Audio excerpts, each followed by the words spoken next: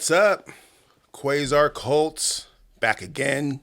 Brand new episode of our podcast, Season 2, Episode 9. You're probably wondering, damn, you're by yourself, Jaron? Yes, I am. Unfortunately, my partner, Voodoo Eyes, couldn't make it today. He's out of town dealing with a family emergency. Wishing him, much love, prayers, and thoughts to all him. But as he said a couple weeks ago when I was out of town, the show must go on. And since I'm an expert at talking in front of the camera and bullshitting for an hour, I figure I'd hop on here and do this episode solo. So welcome to Quasar Qult Podcast. I'm your host, Jaron Eichner. For those of you who are watching this who don't know who the hell I am, I'm a multimedia artist who specializes in all form of media, including podcasts, but I also rap, I do live events, I write, I make movies, I do all kinds of crazy stuff. I'm pretty good at that too, so it's pretty cool to be proud of that. But the whole thing is that we share our stuff, thequasarqult.com, to bring you the latest and greatest in news, TV, cinema, all the stuff that you guys really care about in this world. We try to bring to you our blog, quasarqult.com. So make sure you check out quasarqult.com to see the latest stories, and so you can have some context about the things that we're talking about, because we sit here and we talk a lot of stuff that we post on that blog. So quasarqult.com is where you can find episodes of this podcast. You can find our merch store where we have, merch, et cetera, so forth, and all kinds of other cool lit stuff. We also like to play music from local artists. So if you're a local artist in Arizona, send us your music. We might put it on there because you never know. You might end up on the Quasar Qult, maybe, depending on how we feel. Shout out to our team, Voodoo Eyes and my wife, Jaron. We're the ones who post on Quasar Qult. So if you have any questions or concerns, just ask us, baby. We got you. We got you. Anyways, we're going to go ahead and get into this episode. This episode is brought to you by Yam Yams. That's what I'm smoking on today. Yam Yams is the premium delivery cannabis service that's exclusive to Phoenix, Arizona. Actually, they just added a Facebook page, so you could actually maybe add them on Facebook page. But if you know me, if you're in my secret society of cool kids, reach out to me, and I'll send you an exclusive link to join Yam Yams so you can get some of that fine cannabis sent to your doorstep as well. Shout out to Tyrone. I am praying for him and his family. He's going through some things too. There's just some weird stuff in the water right now, man. A lot of weird energy going on in the air, just out there. There's we're going through basically a cold war through Russia right now. There was another mass shooting this week. Our prayers and thoughts to Nashville. As much as I hate saying that phrase, I don't really know what else to say when it comes to these things. This is one of those topics that I try to avoid, but it happens all the fucking time, right?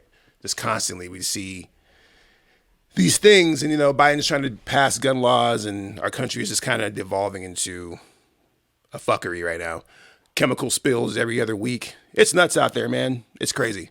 But that's not why we're here. We're not here to talk about that to depress you. We're here to talk about the news, even though some of the news is kind of depressing. But our first story is actually Johnathan Majors. So this dude has actually been on a run lately, killing it, just killing it. At one point in time, he had a number 1 and number 2 movie in the country, but Creed and Ant-Man. And he has 4 more movies coming out, including one where he's like a bodybuilder. He's going to be in Loki season 2. He is arguably probably the hottest actor in the game right now, period. And you know how the shit works, right? When you get too hot, the fire starts to burn, right? So, and honestly, I'm not even sure on the full details on this situation because honestly, it gets kind of fucky. And I guess the thing that I really want to talk about here is how people react to media stories and how it gets ingrained into our brains before the whole story comes out. And this is something that's becoming more and more apparent over time, as we live our lives. And social media is it's almost weaponized in this sense. So the prime example I can think of beyond this Johnathan Major situation before we go into details is the situation with Covington High School, I think it was. And I think you guys remember the picture, right? It was a picture of a high school class white dude, and he was being he was mugging a Native American. And this was in front of the town hall or city hall of that city because there was a protest going on. And that photo got leaked before the story went out, right? So in the photo, all we saw was a smug kid basically smirking at the Native American.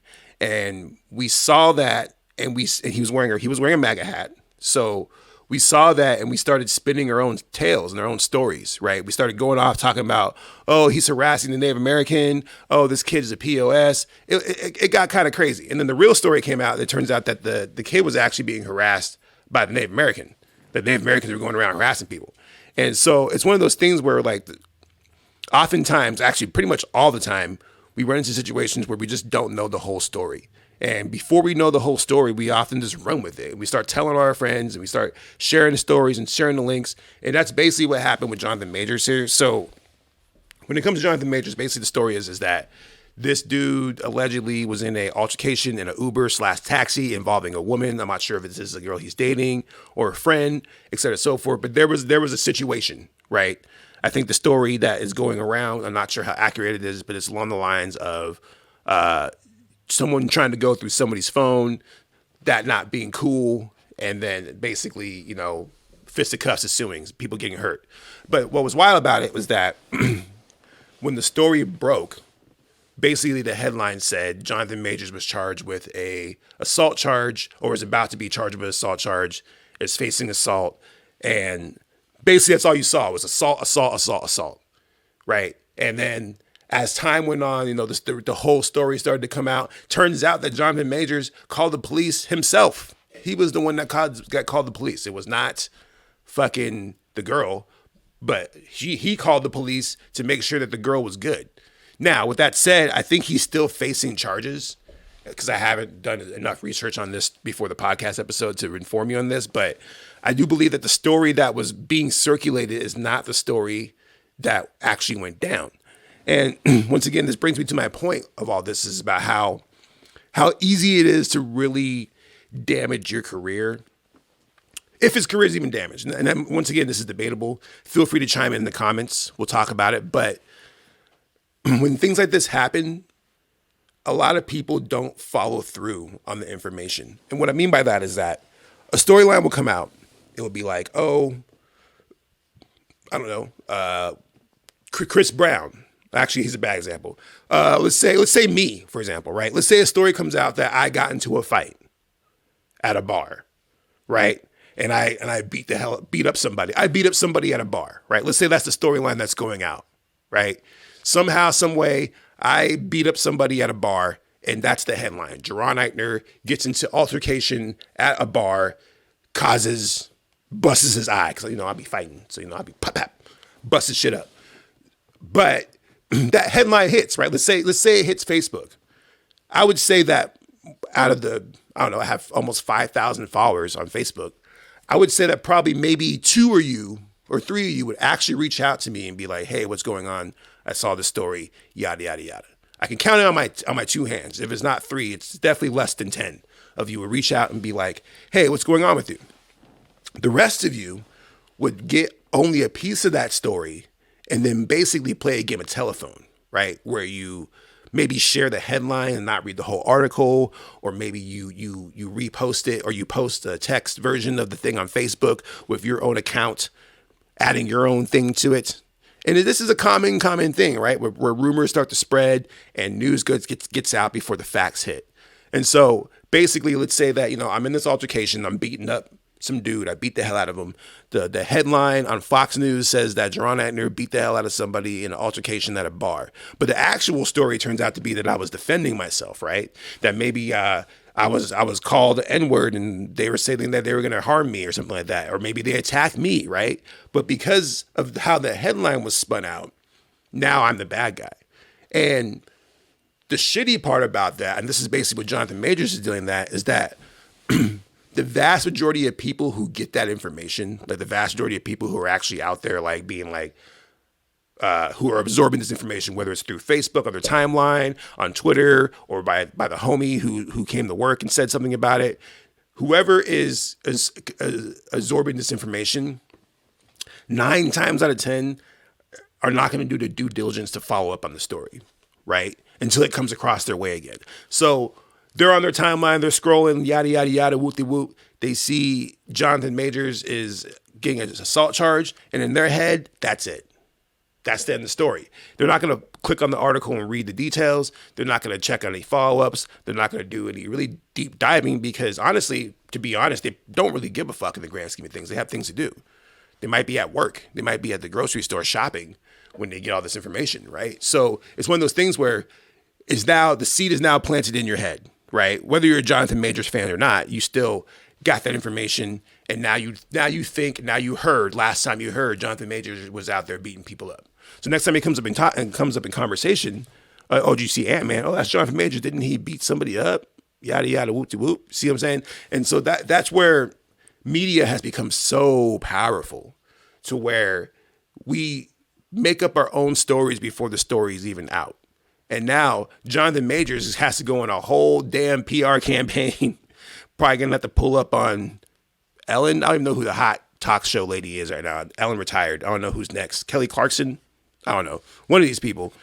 Pull up to one of these shows and get and basically explain his side of the story. He's gonna have to shake hands and kiss babies. And at no point in time will we get an account from the female. I almost guarantee that, unless she decides to sell her story to the news, which is a very likely thing.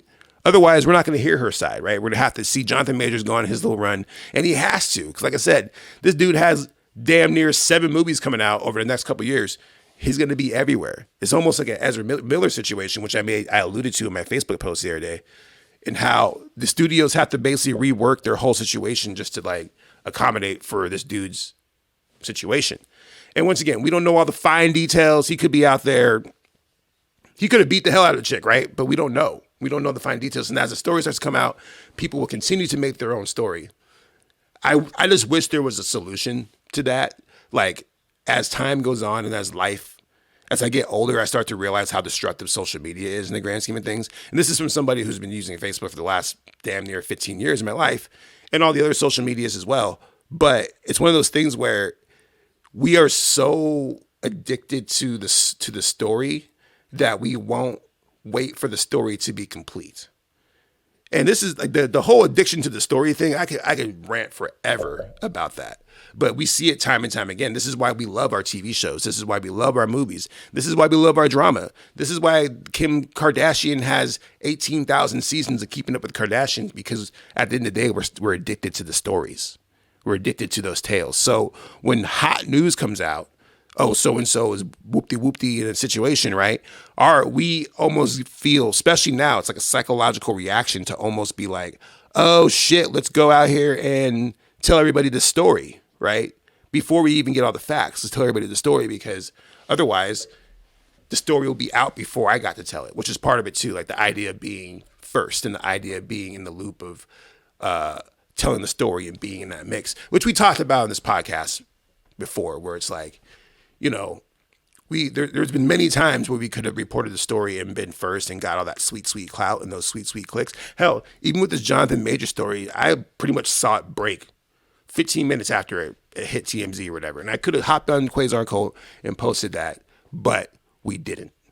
And the reason why is because we're not trying to be sensationalists. You know what I'm saying? We're not trying to sit here and ride the wave of clout for the sake of just doing it, when we can find much more organic and true ways to get attention to people who really want to fuck with us. It's not about people who just want to get the news. And so, I mean, that's my little rant about that, because I think, honestly, like, it happens time and time again. It tends to happen a lot more with minority actors. And I think that's a whole different discussion in terms of like how easy it is to smear somebody, and how a lot of minority actors have to kind of be on their P's and Q's a little bit more. Prime example I could think of is Michael B. Jordan. Michael B. Jordan, as far as I know, has no scandal. He is scandalous. He is squeaky clean. I think the closest bit of scandal that he has in his life is that when he was dating Steve Harvey's daughter and she dumped him. But beyond that, Michael B. Jordan is absolutely flawless in terms of his the public perception of him, right? All it would take is one situation, an assault situation, an altercation at the bar, a DUI charge, any of those things, right, that a lot of, I guess, non-minority white celebrities deal with all the time, to knock him off that slot. He would absolutely not be able to do Creed 4 if he got popped with a DUI. Now, the accountability on both sides of the race card is actually getting more and more apparent on that, where, you know, I think that we're seeing more equality and more equal ground when it comes to that particular topic. But historically speaking, it's a lot harder fight when the news hits. Another thing that comes to mind is Aziz Ansari. Aziz Ansari got Me Too, quote unquote. And it wasn't even a Me Too. All it was a girl who basically went on a bad date. It was a bad date situation, like where she talks about the awkward date. He tried to make a move. It didn't quite work out. Whoop-de-whoop. And then she went to Jezebel or one of these pro-female blogs and basically like told it as a Me Too story. And Aziz Ansari, where's Aziz Ansari at right now? See my point? Like, if that happened to Timothy Chalamet, right? People would be like, oh, I wish that was me. You know what I'm saying? It gets weird. It gets weird. But the point is that when it comes to Johnathan Majors, he's now all of a sudden on an uphill battle to get back in the good graces of the public eye, even though the vast majority of the public eye probably doesn't really give a fuck about him at this point. He's still a pretty relatively new actor. Like, he's not like Denzel Washington. You know what I'm saying? He's been killing it. He's been killing the hell out of it recently. But, I mean, he still has a long way to go to be considered to be, like, on the GOAT list. Although, to be fair, I love Johnathan Majors. I think everything that I've seen Johnathan Majors has been fantastic. If you haven't seen it, go see The Last Man in San Francisco. I think it's one of his first roles. That movie is fantastic. He was great in that movie. I think that actually kind of started his whole career. So, much love to Johnathan Majors. I hope that it works out how it's supposed to because, you know, like I said, it's a wild, wild world out there, especially in Hollywood, especially with, like, the news and all that. Like, once TMZ gets a hold of the story, it's a wrap, dog. When that shit hits TMZ, when the T and the M and the Z hits the screen with a boosh, and they show your face, it's like, bro, you're in the hole. You got to get out. Anyways, keeping it moving. Speaking of TV, we're going to talk about this Last of Us situation. So, as you guys know, The Last of Us has ended a couple weeks ago with their season finale, which I actually haven't even watched yet. Surprisingly enough, not because I don't want to, it's just because I've been really busy and I just keep forgetting about it. I'll probably actually watch it tonight. But I absolutely love the show. I think The Last of Us is fucking fantastic. I thought it was great. Everything they did was money. It was great. Good job. People were complaining that there weren't enough zombies. Whatever, dude. Like, that's a small complaint. Especially when they had that scene with the giant ass zombie climbed out and there was like 45 zombies on his back. Like, y'all are just greedy. And y'all are gluttons for violence and blood and shit. Pay attention to the story. Like I said, you guys are addicts anyways. And that's how you keep season 2 going. But we're not talking about the show, actually. We're talking about the re-release of the PC port that just came out a couple days ago. So they actually just re-released Last of Us Part 1 on PC. Sony did that because, of course, they did, because Sony wants to get their fucking money. And, you know, obviously they're going to be like, hey, we should re-release this game because a lot of people will probably buy it. So they went ahead and announced, this is actually before the season even started, that they were going to re-release Last of Us Part 1. And actually it's like a remake. Like it's not a port. They actually like rebuilt the game from the ground up and released it on PC. And I was actually, last night, I was thinking about buying this game. I was like, oh man, we actually kind of dope to play on PC. Then I started reading the reviews on this game and what people are saying about it. And I guess people are saying that this shit is trash, B. Like, trizash. Like, apparently one of the issues is that it takes almost an hour just to upload the shaders in the game to play the game. So you buy the game, you put it on, they have to like do all the configuration and stuff. Just to do the shaders in the game takes an hour. So that means to even play this game, it probably takes over an hour just to get it up and running. There's also like optimization issues, like laggy frame rates. I was reading something on Reddit where a guy like has like a super duper like TI 4090 like super rig, and he had max settings and he was dealing with lag. And what's funny about it, when I was reading about it, they're talking about how, oh, you know, Sony didn't do this themselves. They passed it off to another third-party company to do it. Like, and apparently this third-party company is like one of the shittiest third-party PC porting companies out there, but they're probably cheaper. They passed it off to them to do this, and they just ruined the game, apparently. Now, I haven't played it, so this is just like a third-party, like a hearsay thing, and from the reviews that I'm reading. But it's really funny to me that Sony fucked up that bag, because it's one of those things where, like, dude, this is like easy. This is such a alley-oop to Sony. All they had to do was just make the same damn game that they made, 3 times already? And make it on PC. And just make it the same game. Like, I don't know what the hell happened. Like, that was like such an easy lob, bro. Like, whoever's at Sony should get fired for that shit, because the game is getting ripped up right now. And now all these people who were experiencing, maybe there's some kind of psychological 5D chess going on here, because I'm thinking about all the people who watch the show and enjoy the show, And now they're like, oh, I really would like to play the game. Oh man, I got a PC. I'm gonna go ahead and buy the game. You do. And they get it, and they're like, man, this game fucking sucks, bro. What the fuck? This is what people have been on the dick of the last decade. And maybe they're like, I'd rather watch the show, right? Because right now the show is the more viable franchise between the two IPs, you know, because shows be making money with their advertisement and all that and the longevity of the actors. So maybe it's a psychological move on Sony's part to go ahead and just drop a trash-ass game, but it's interesting to me that Sony did that. It's like, dog. It's such an easy situation for you just to be like, make the game, the same game that everybody knows and loves for the last decade plus. Just remake that game in the same exact way. Don't change shit. Put it on PC, make it controller friendly, and that's it. It probably would have been a top seller if they did that. But because the internet, once again, got a hold of it and ran with it, they're saying this shit's trash, don't play it. That's just me. I like dead ass. I was like last night because I was feeding to play some video games. I was like, man, I really want to play some video games. And I was scrolling through my Steam account and I saw Last of Us. And I'm like, oh, I might cop this. This is actually be dope. And but I looked it up and went, let me see what these motherfuckers are saying. They're like, no, this is trash, son. Trash. Don't do it. It's trap. So don't get the Last of Us PC game because apparently it really fucking sucks. Which is, like I said, super sad. I have it on my PS3. No, I don't. Shit, I actually don't even have the game. So, you know, it is what it is. Let me light this in Yam Yams real quick. Typically, Joey will be talking and I'll be lighting it, but he's not here. So let me just light this real quick. Give me a moment, a reprieve. Hot second. 1 moment. Liddy. All right, next topic. Moving along. Tyler, the Creator, bro. Tyler, the Creator. So he actually just put out 2 new songs for the special edition deluxe version of his Grammy award-winning album, Call Me If You Get Lost. And these 2 songs that he dropped are fire as fuck, bro. Like, they're like really, really, really good. I'm like, dude, why is Tyler, the Creator not in the conversation when it comes to like the best rappers of our generation? I would absolutely argue a top 10 slot, maybe even a top 5 slot for Tyler, the Creator being one of the top 5 rappers of this generation. Now, once again, when I say this generation, is always a weird topic because people be having different generations. What I'm talking about is like the current big 3, right? The current big 3 is Kendrick, Cole, and Drake. Those are the big 3. That's what everybody says are the big 3. I think that's kind of undisputable at this point that those are the 3 biggest artists of this generation, aka the last 10 years. But this dude right here, Tyler, the Creator, man, he snuck up on us, man. Now, keep in mind, when he dropped his first couple albums, I thought this dude was terrible.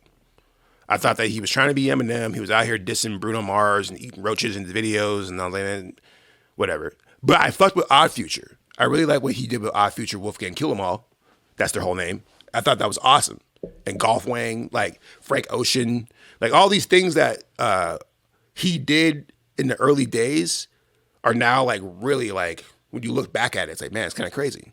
Because this dude, he literally took Wolfgang, Golf Wang, whatever you're going to call him, and made a whole movement behind it with a bunch of artists who were in his wake. And like I said, his first couple albums, I was like, okay, dude, whatever. You're on some shock rapper, I'm going to eat a roach and bullshit. Basically, the bullshit that I don't really like about rap is when people do that. Like especially when black rappers try to like basically be like Eminem. Hopsin, you're a big offender of that, where you just basically take all Eminem's fucking shit and make it sound cornier. Tyler, the Creator, was on that wave early on. And I was like, man, this dude's kind of corny, et cetera, so forth. But then he started switching his tone. And I think it was probably like around Cherry Bomb when I was like, oh man, this guy actually is super talented. He actually has like some really cool like ideas in his mind. He's not just like a shock rapper. And then I want to say it was a Nardwuar interview and then something else, like a BTS documentary that I watched with him. And it like basically like followed him around basically for the whole day and kind of showed what he goes through. And this dude is like so cool, man. Like he's a cool dude. Like he's a dude that like I would want to hang out with and make music with because he really cares about the art. And he really cares about the process. Like his name, Tyler, the Creator, is actually very fitting for him because he creates. Like he has his own clothing line, et cetera, so forth. Like this dude is actually like arguably one of the best rappers of all time, just in terms of like what you guys consider to be best rappers of all time. He hits all the markers. So anyways, flash forward to his last 2 albums. This dude won 2 Grammys.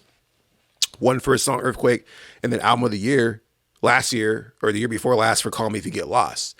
And so it's one of those things where it's like, why is he not more in the conversation at this point? Is it because he has pushed himself off to like this outlier non-mainstream world? But that doesn't even fly anymore because, in my opinion, you could say that Earthquake, the song Earthquake, is on the same level. It's like, it's almost the Hey Ya, Andre 3000's Hey Ya of this generation is Earthquake. In terms of like the level and the impact, the record sales, the critical acclaim, it's like the same tier. This dude is like the Andre 3000 of this generation. And a lot of you will probably argue with me on that, but you guys are wrong. This dude is actually one of the most creative dudes out here. And it fascinates me that he doesn't get more love. I really think that this dude, you can argue that he's a top 10 artist of this generation. He's definitely a top 50 artist of all time. Now, I know you motherfuckers don't like Tyler, the Creator. I've gotten into plenty of arguments about you or with you about this guy. And that's fair. Like, I understand why a lot of people don't rock with him because I think a lot of people are still stuck on his early persona. Because I definitely was. Like, I definitely like wrote Tyler, the Creator off when he was like eating roaches and being like, I'm going to kill Bruno Mars and stuff like that. To where I was like, well, whatever, dude, this dude's on some like shock value stuff. And so I think I always had that like template. But I actually think I was even listening to this song before I started the podcast. It was a song that he did, Potato Salad, with A$AP Rocky, where they're rapping over the Kanye beat. And I'm like, oh man, this is fly. Like he could spit. Like he's not out here just saying shock value bars. And his last album, Call Me If You Get Lost, is fire. It's a really, really, really solid, good rap album. Like if you like rapping and you like rap beats, go listen to Tyler, the Creator's last album. It's great. And so he put out these two songs, Dogtooth and Sorry Not Sorry. And they're both incredible songs, man. Like the production is solid. His flows are solid. The topics are solid. It's good music, man. It's some of the best music I've heard this year, man. So go check out Tyler, the Creator's Sorry If You, or Call Me If You Get Lost, the estate sale edition is what this called. It's like a bunch of bonus tracks. And I have a theory about this because if you watch the video for Sorry Not Sorry, it's actually a really cool video. It basically shows all the different album cover versions of Tyler, like all these different personas that he have, and they're all rapping to each other. But at the end of the video, this other version of Tyler, who I'm not quite familiar with what version that is, and I'm sure someone will fill me in on, beats the hell out of the Call Me If You Get Lost version of Tyler, the Creator, which I thought was really interesting. And I think he might be alluding to the theme of his next album. Because Tyler, the Creator is on some shit like me, bro. We be doing weird shit like that. That's some shit that I would do. So I fuck with him. Anyways, let's go ahead to this next topic. Keep it moving. For those of you who are popping in, you're watching the Quasar Qult Podcast. I'm doing it solo today, bitch. I love to talk. I can sit here and talk for 2 hours just about bullshit if you give me a topic to riff off. So as much as I love Joey, I know I got this. So anyways, keeping it moving. We're going to talk about this Teenage Mutant Ninja Turtles joint, though, because apparently they are talking about redoing, not redoing, but making a video game based off of the last Ronin. So that should be pretty cool. I'm trying to show you guys this, but it's just like tripping. There we go. Click the cloud. And boo. So the last Ronin, for those of you who are not in the loop, is actually a Teenage Mutant Ninja Turtles, like, I'm not sure if it's like an alternate universe or a continuation. I'm pretty sure it's an alternate universe, but essentially, I have to try to say this spoiler free, just in case you guys read the comic or play the game. But essentially what it is, as you see in this picture right here, it focuses on a single Ninja Turtle who has all the weapons of all 4 Ninja Turtles because the other 3 Ninja Turtles were killed, right? And in the comic, it's actually not even revealed who this turtle is until like a couple issues in. I know who it is. It's, but I'm not going to tell you who it is. You should go read the comic. And so apparently this comic is like hyper violent, super bloody, super graphic, super gory, very adult and mature.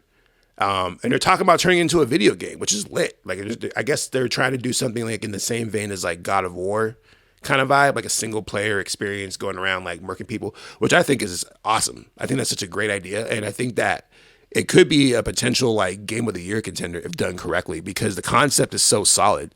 And as someone who has grown up with Teenage Mutant Ninja Turtles, I think the one thing that I've wanted more of is dark shit from them, because the initial comic books were actually dark. They had like a dark tone to them. They were out there like murking people and doing this and that. But then when the TV shows came out, you know, the iconic, like probably like the most iconic image of the Ninja Turtles are the TV shows.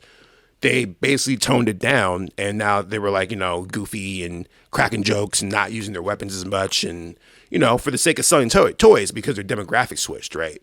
And they had to sell the toys to the kids who are going to buy the toys because, you know, the people who grew up with the Ninja Turtle comics in the 80s aren't the ones who were watching the cartoons typically.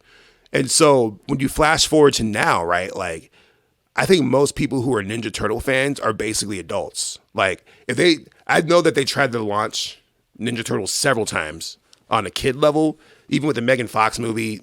That was aight. Like, but it wasn't, even that kind of felt like it was targeted my people, not like 10 and 11-year-olds.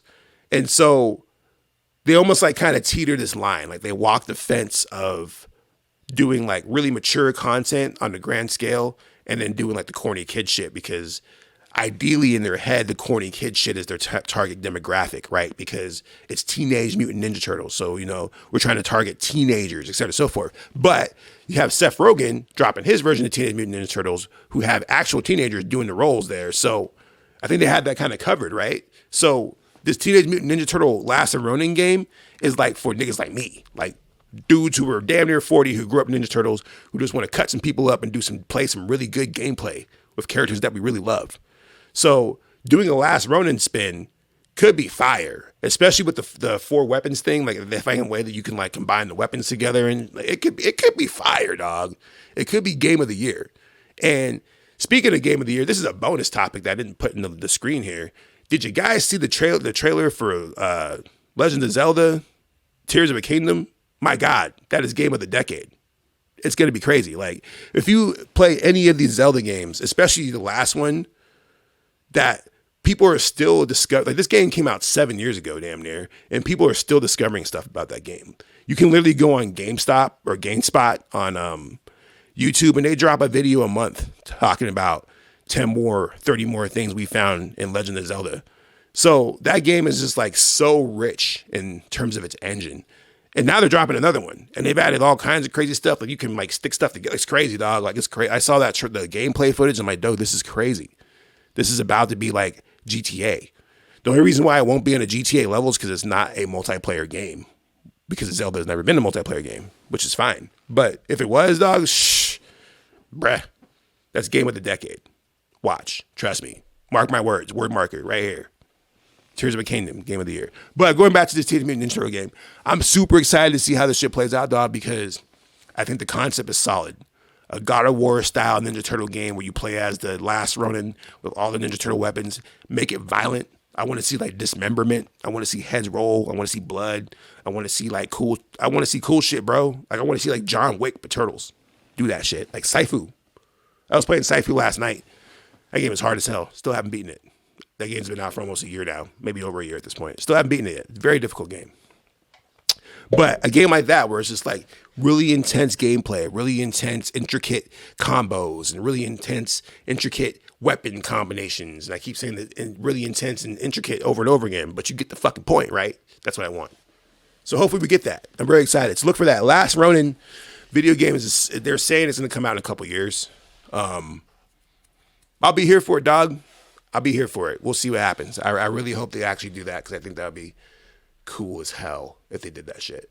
So let's go ahead and keep it moving. We got some bills to pay. We got some things to talk about. So as you can see, we're filming this episode of the Quasar Qult Podcast at Star Camp Creative Labs. You can kind of see a piece of the sign here. But Star Camp Creative Labs is my creative studio where I just do all kinds of awesome stuff, like podcasts, for example. But we also have a comedy night coming up, which is called THC tomorrow night. And we have, as you can see here, we have a whole list. I always point the wrong way. Point that way.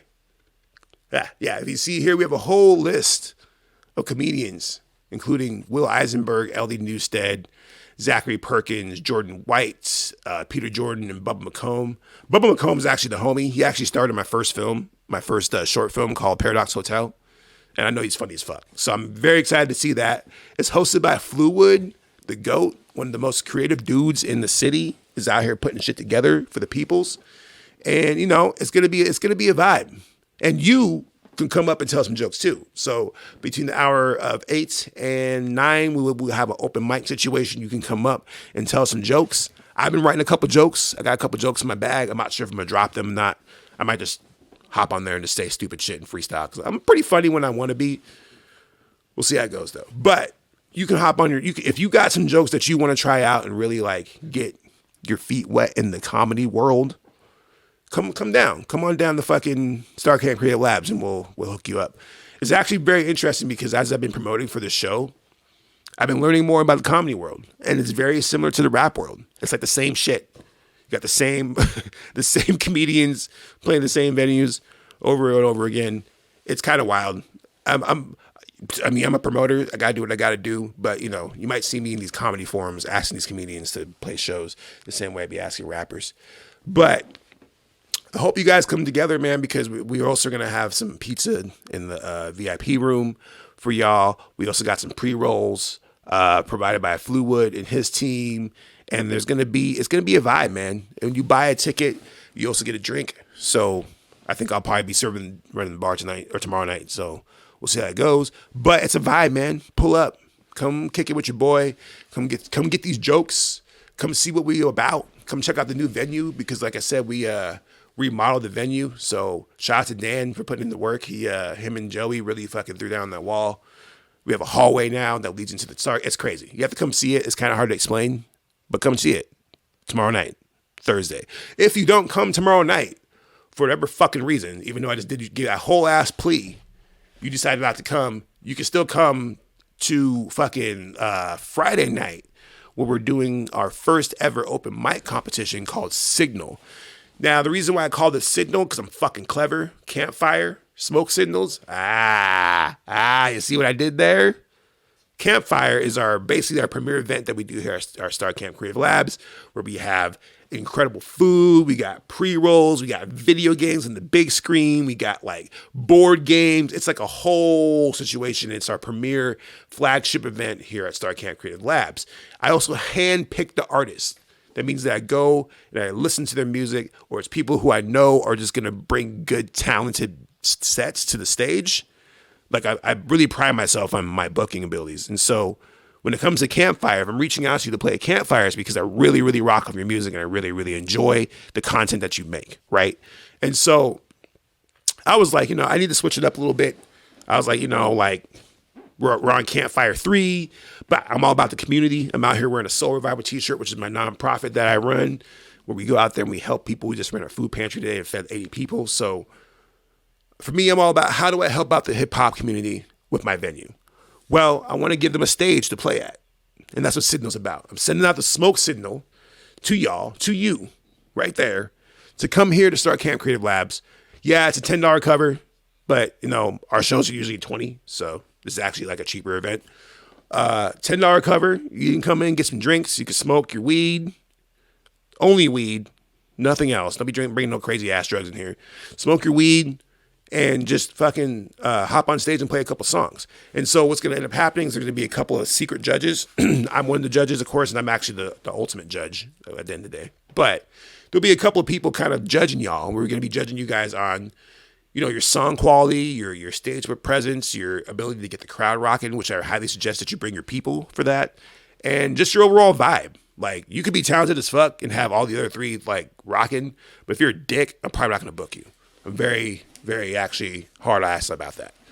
I'm a dick. There can only be one dick in this building at any point in time. It's me. God damn it.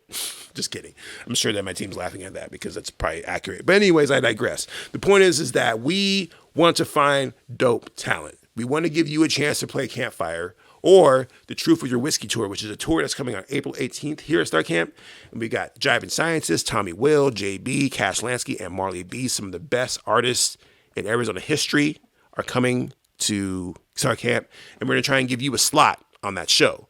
So if you pull up on Friday from, I think it says, I can't even read the flyer because it's so far away, but from 7 to 8, we're doing a sign-up sheet. So you can go, you can sign up, whoop-de-whoop, and then you can perform 2 songs. Please bring it on a USB drive. And that's it. You rock the songs if we like you. we'll shake your hand, say good job, and then if we really really like you, we'll be like, hey, you should hop on the show, and we'll pay you, give you VIP room and shit. So, like I said, if you're out there grinding, if you're out there trying to get your rap on, honestly, if we're being dead ass honest, this is the first one, and we're trying to do our best to promo, but we're still working on shit. Any rapper that's decent and is a shooter, like can spit, I know there's a lot of you out there, has a very good chance of winning this event. Like, I'm not biased. I'm not going to book the homies because I can just book the homies. I'm looking for talent. I'm looking for dope shit. I'm looking for people who could actually, rock a crowd. So if you can rock a crowd, you have a pretty good chance of winning $50. You win an interview with Quasar Qult. You win a slot on either the Truth with Your Whiskey tour or on Campfire 3. And you get some weed from Yam Yams. It's like a win-win-win-win-win situation. All you gotta do is pull up and rap and pay $10 to get in the door. And I'm gonna hand you back $60 if you win. So you get your $10 back, bro. It's a fair deal. It's pretty good. All you gotta do is come rap.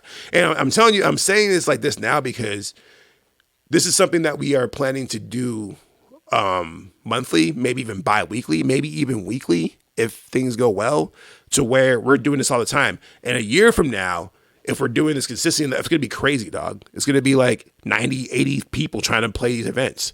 Right now, I think we have 9 people signed up, maybe eight or nine artists signed up, which is actually quite a bit. But ideally, we would want to have, 20 or 30. So, and I like to overachieve. So give it a year, we're going to have damn near 50 people playing open mic nights on a Thursday night here at Star Camp Creative Labs. So hop on the wave now. And the thing about it too is that even the people who don't win the competition, if you're still dope, you'll still be on my radar. And I'll have your email, because I'm going to ask for your email when you guys pull up, to where I might contact you for a future event, even though you didn't win this one. So come down to Star Camp Creative Labs, come network with your boy, come check out the new place, come shake some hands. You might even get a couple photos out of it because our team will be there taking photos and do our thing. Come check out the spot. Come get this work. It's light work for any talented person can probably win the situation. So I hope to see your beautiful faces there. If not, then it is what it is. We have more events coming up very, very soon. With that said, I appreciate you guys watching this episode of Quasar Qult Podcast I did entirely by myself. I'm over here acting like I don't do podcasts by myself all the time. Like, I actually do this very often. So I'm actually no surprises there as of me being able to handle that. But next week, my partner Joey will be back, and we'll be back with more episodes and more news and more gossip right here on Quasar Qult. And you can also check out our YouTube channel. We actually have 2 because we're weird. We have cultlife.com, which is like more casual kind of stuff.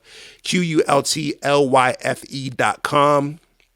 And then we also have Quasar Qult, which is probably where you're watching this right now. If you're on YouTube watching this, maybe, or you might be watching on Cult Life too. I actually don't even fucking know. But we have a YouTube channel called QuasarQult.com too. So go follow that too. Also, we have an Instagram page. So go to that. I think it's all at the bottom right here. Our Twitter account, Instagram page. And send us some music, dog. Send us some music. If you guys are rappers and you fucking like rap, or if you just make any kind of music, we actually don't even segregate or discriminate to just rap music. We do all music that we like. Send it over. You can actually email us.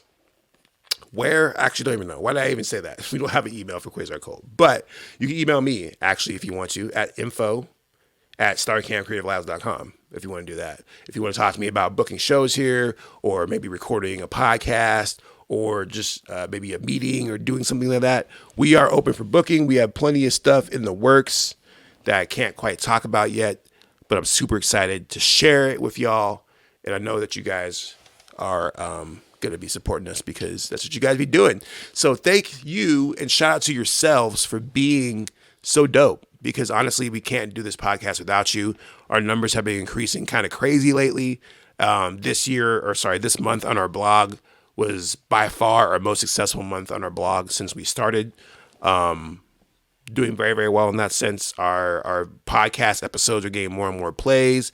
We're getting listeners from all over the world. Shout out to people in Ireland, Germany, Egypt. I think we have a couple listeners in Japan. We see y'all, and we really appreciate every single one of the listens that we get, because it shows that you guys care. And this world is crazy, man. We're just making all this shit up as we go along. So it's tight to see people resonate with what we're trying to do. So we love you. with that said, without further ado, I'm getting the fuck out of here. I'm going to go home and enjoy my life.